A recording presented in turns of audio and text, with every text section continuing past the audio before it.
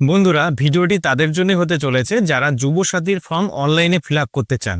তো বন্ধুরা, এখানে একটা জিনিস মনে রাখবেন, যুবসাথীর ফর্ম যখন আপনারা অনলাইনে সাবমিট করবেন তখন সার্ভার সমস্যার আপনারা সম্মুখীন হতে পারেন।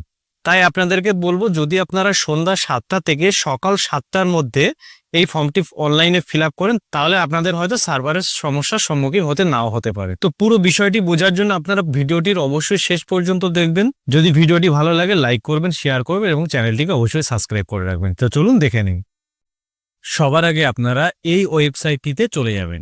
ওয়েবসাইটটির যে লিঙ্ক সেটা আমি ডিসক্রিপশন বক্সে এবং কমেন্ট বক্সেও দিয়ে দেবো, সেখান থেকে আপনারা ওপেন করতে পারো। এই লিঙ্কে যাওয়ার পরে প্রথমে আপনাদের সামনে এরকম একটা অপশন আসবে। এখানেই দেখতে পাবেন ক্লিক টু অ্যাপ্লাই বলে একটা অপশন পাবেন। এই ক্লিক টু অ্যাপ্লাই আপনারা ক্লিক করবেন। ক্লিক করার পরে আপনাদের সামনে এরকম একটা অপশন কিন্তু খুলে যাবে। বন্ধুরা, এখানে ফর্ম ফিল আপ করার আগে আপনাদের একটা জিনিস মনে রাখতে হবে। এখানে যে 8 রকমের ডকুমেন্টস শো করছে, এই 8 রকমের ডকুমেন্টস কিন্তু আপনাকে আগে থেকেই রেডি রাখতে হবে। এর মধ্যে 1 নম্বর অ্যাডমিট কার্ড, আপনাদের মাধ্যমিকের অ্যাডমিট কার্ড। 2 নম্বরে আছে মাধ্যমিকের মার্কশিট। 3 নম্বর আধার কার্ড। 4 নম্বর ভোটার আইডি কার্ড। 5 নম্বর ব্যাংকের পাসবুক। 6 নম্বর এসসি এসটি বা ওবিসি সার্টিফিকেট, এটা আপনারা দিতেও পারেন বা নাও দিতে পারেন। 7 নম্বর পাসপোর্ট সাইজ ফটো। 8 নম্বর আছে আপনাদের সিগনেচার। তো বন্ধু, এর মধ্যে আপনাদের প্রত্যেকটি ডকুমেন্টসই কিন্তু আপনাদের পিডিএফ হিসাবে রাখতে হবে এবং প্রত্যেকটি ডকুমেন্টসই আপনারা 300 কেবির মধ্যেই পিডিএফ হিসাবে বানিয়ে রাখবেন। আর আপনাদের ফটো এবং সিগনেচারটা 50 কেবির মধ্যে বানিয়ে রাখবেন। এই ফটো এবং সিগনেচারটা কিন্তু জেপিজি বা পিএনজি হিসাবে রাখতে হবে। আর বাকি সব ডকুমেন্টসই আপনাদের 300 কেবির মধ্যে পিডিএফ করে রাখতে হবে। এখানেই আপনারা অ্যাপ্লাই অনলাইন বলে অপশন পাবেন। অ্যাপ্লাই অনলাইনে আপনারা ক্লিক করবেন। অ্যাপ্লাই অনলাইনে যখনই ক্লিক করবেন তারপরে আপনাদের সামনে এরকম একটা অপশন চলে আসবে। এখানে দেখুন, প্রথমে আপনাকে মোবাইল নাম্বার দিতে বলা হবে। অর্থাৎ আপনার যে মোবাইল নাম্বার, সেই মোবাইল নাম্বার এখানে দিয়ে দেবেন। দেওয়ার পরে নিচে ক্যাপচা কোড দেওয়ার অপশন পাবেন, এখানে ক্যাপচা কোড দিয়ে দেবেন।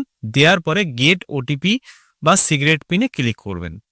এই গেট ওটিপি বা সিক্রেট পিনে যখনই আপনারা ক্লিক করবেন আপনাদের মোবাইলে একটা ওটিপি চলে আসবে। ওটিপিটা আপনারা এখানে বসিয়ে দেবেন। বসানোর পরেই ভেরিফাই পিনে ক্লিক করবেন।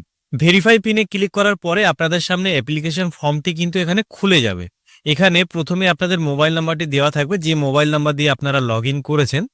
তারপরে আপনাকে এখানে আধার নম্বর দিতে বলা হবে। আপনারা আপনাদের আধার নম্বরটি এখানে বসিয়ে দেবেন। তার নিচে আপনাদের নাম দেওয়ার অপশন থাকবে। এই নামের জায়গায় আপনাদের মাধ্যমিক পাশের যে সার্টিফিকেটে যেমন নাম আছে ঠিক সেইভাবে আপনারা নামটা ফিল আপ করে দেবেন।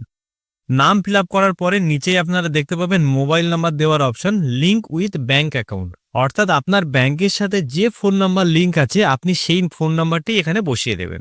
তারপরে আছে ইমেল আইডি দেওয়ার অপশন। যদি আপনার কাছে কোনো ইমেল আইডি থাকে তাহলে সেই ইমেল আইডিটি আপনি এখানে বসিয়ে দেবেন। এরপরে আছে জেন্ডার। জেন্ডারে আপনার মেল ফিমেল যেটা আছে সেটা আপনারা এখানে দিয়ে দেবেন। তারপরে আছে ডেট অফ বার্থ। আপনাদের যে ডেট অফ বার্থ সেটা আপনারা এখানে বসিয়ে দেবেন। তার নিচে আছে ফাদার্স নেম। ফাদার্স নেমের জায়গায় আপনাদের বাবার নাম দিয়ে দেবেন। মাদার্স নেমের জায়গায় আপনাদের মায়ের নাম দিয়ে দেবেন। তারপর আছে স্পাউস নেম। আপনাদের যদি স্বামী বা স্ত্রীর নাম থাকে তাহলে সেটা এখানে দিয়ে দেবেন।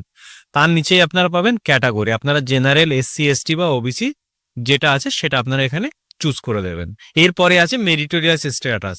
এখানে আপনারা আনম্যারিড বা ম্যারিড বা যেটা আছে সেটা আপনারা এখানে দিয়ে দেবেন। তার নিচেই আপনারা পাবেন কন্ট্যাক্ট ডিটেলস। কন্ট্যাক্ট ডিটেলসে আপনারা আপনাদের বাড়ির ঠিকানা বসিয়ে দেবেন। এখানে দেখুন হাউস নাম্বার, ভিলেজ বা টাউনের নাম, পোস্ট অফিস, ডিস্ট্রিক্ট বা block name, police station, pin code সবগুলোই আপনারা আপনাদের মতো বসিয়ে দেবেন। তার নিচে একটা অপশন পাবেন, এটা সব থেকে গুরুত্বপূর্ণ অপশন, মাধ্যমিক অর ইকুইভ্যালেন্ট এক্সামিনেশন ডিটেলস। অর্থাৎ আপনাদের মাধ্যমিক পাস বা তার সমতুল্যর যে ডিটেলস সেটা কিন্তু এখানে ফিল আপ করতে হবে। এখানে প্রথমে আপনাদের মাধ্যমিকের বোর্ডের নাম দিয়ে দেবেন। তারপর আপনাদের মাধ্যমিকের যে রোল নাম্বার ছিল প্রথমে আপনাদের রোলটা দিতে হবে, তারপরে নাম্বার দিতে হবে, আর তারপরে ইয়ার দিতে হবে। যে ইয়ারে আপনারা মাধ্যমিক পাস করেছেন সেই ইয়ারটি আপনারা এখানে বসিয়ে দেবেন। এর নিচে পাবেন ব্যাংক অ্যাকাউন্ট ডিটেলস। আপনারা আপনাদের ব্যাংক অ্যাকাউন্টের ডিটেলস এখানে দিয়ে দেবেন। আপনাদের যে ব্যাংক সেই ব্যাংকের নাম প্রথমে দিয়ে দেবেন। তারপরে আপনাদের ব্রাঞ্চ নেম, আপনাদের ব্যাংকটি কোন শাখায় সেটা এখানে দিয়ে দেবেন। তারপর আছে ব্যাংক অ্যাকাউন্ট নাম্বার। এখানে আপনারা আপনাদের ব্যাংকের নাম দিয়ে দেবেন। তারপর আছে আইএফএসসি কোড। এখানে আপনারা আপনাদের ব্যাংকের আইএফএসসি কোড বসিয়ে দেবেন। তার নিচে আপনারা আরেকটি অপশন পাবেন।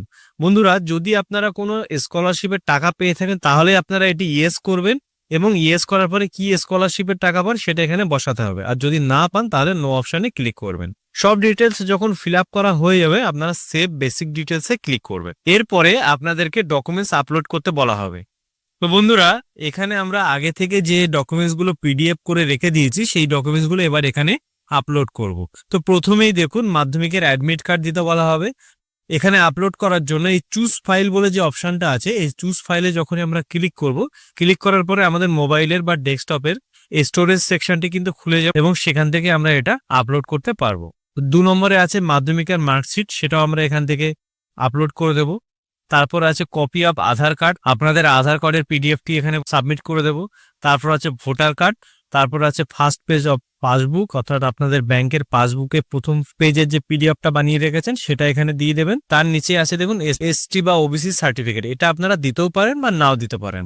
বন্ধুরা, এখানে মনে রাখবেন এখানে যেগুলো লাল ডট করা আছে এই লাল ডটগুলোই কিন্তু এখানে অবশ্যই ফিল আপ করতে হবে। এরপরে আছে দেখুন রিসেন্ট পাসপোর্ট সাইজের ফটো, এখানে আপনাদের পাসপোর্ট সাইজের ফটো যেটা জেপিজি বা পিএনজি তে করে রেখেছেন সেটা এখানে দিয়ে দেবেন। তার নিচে আছে সিগনেচার অফ অ্যাপ্লিক্যান্ট, আপনাদের যে সিগনেচার আছে সেটা এখানে পিএনজি হিসাবে বা জেপিজি হিসাবে আপলোড করে দেবেন। সব আপলোড হওয়ার পরে আপনারা সেভ ডকুমেন্টসে ক্লিক করবেন। সেভ ডকুমেন্টসে ক্লিক করার পরে এখানে একটা সেলফ ডিক্লারেশন চলে আসবে, এখানে এটাকে আপনারা টিক মার্ক করবেন।